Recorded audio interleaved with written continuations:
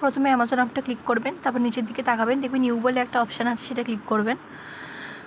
তারপর দেখবেন your account বলে একটা অপশান আছে, সেটা ক্লিক করবেন। এবার নিচের দিকে যান, নিচের দিকে গিয়ে দেখবেন ম্যানেজ পেমেন্ট অপশান বলে একটা অপশান আছে, সেটা ক্লিক করবেন। এরও একটা ইন্টারফেস খুলে যাচ্ছে, দিয়ে ওখানে গিয়ে সার্চ করবেন add bank account for refund, এটা সার্চ করবেন।